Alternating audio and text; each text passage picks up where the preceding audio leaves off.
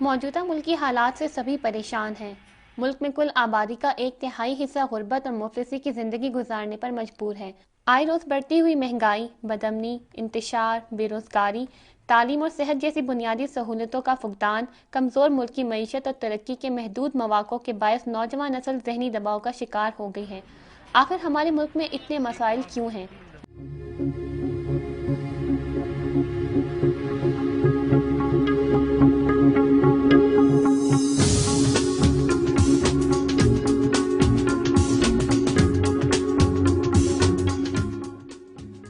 یہی سوال اس ہال میں بیٹھے بلوچستان کے نوجوانوں نے چند سیاستدانوں سے کیا اور پھر ایک طویل مباحثے کا سلسلہ شروع ہو گیا۔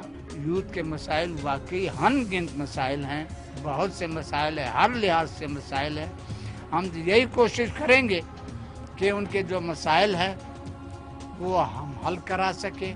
کوئٹہ کے مقامی ہوٹل میں غیر سرکاری تنظیم کے زیر اہتمام نوجوان نسل اور سیاسی نمائندوں کے درمیان مباحثہ منعقد کرایا گیا، جس کا مقصد بلوچستان کے نوجوانوں کے ذہنوں میں پنپنے والے سوالوں کا جواب تلاش کرنا اور ان کو درپیش مسائل کا احاطہ کرنا تھا۔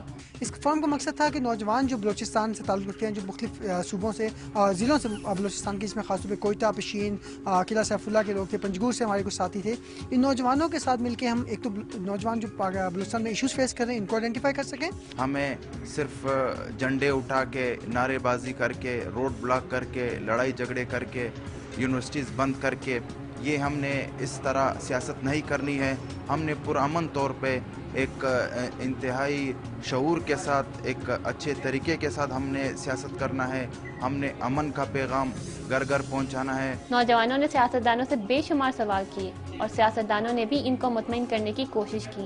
مباحثے میں نوجوانوں نے مختلف مسائل کی نشاندہی کی اور ان کے حل نکالنے کی بھی کوشش کی۔ قوموں کو جو ہے، یہاں کے لوگوں کو برابری کے بنیاد پر جو ہے چیزیں، وسائل تقسیم کی جائے، تب جا کے نوجوانوں میں ایک فرسٹریشن، جو غصہ ہے ان کا کم ہوگا اور اس سے جو ہے پیس، امن بڑھے گا۔ اگر ہم لوگ صوبوں کو خود مختار کر دیں اور صوبوں کو پروونشل اٹانومی جس کو کہتے ہیں ہم لوگ وہ دے، اور لوگوں کو ہم لوگ اسی حوالے سے، اور وہاں کے لوگوں کو اس کے جو ریسورسز ہے اس کو وہی ریسورسز ملے اور اس سے وہ لوگ فائدہ اٹھائے، تو میں کہتا ہوں کہ میرے خیال سے پیس آ سکتا ہے اور یہاں کے نوجوان نسل کو روزگار کا موقع مل سکتا ہے۔ حکومت کو چاہیے کہ پہلے یہاں تو میٹرک لیول تک یا ایف ایس سی لیول تک فری ایجوکیشن مہیا کرے۔ اس سلسلے میں سٹیپ لینے چاہیے، فری ایجوکیشن کا ماحول ہونا چاہیے، جس سے میں کہتا ہوں اگر یہ سسٹم آ جائے تو بلوچستان کے حالات بہت حد تک بدل سکتے ہیں۔ پاکستان کی آبادی کا بڑا حصہ نوجوانوں پر مشتمل ہے۔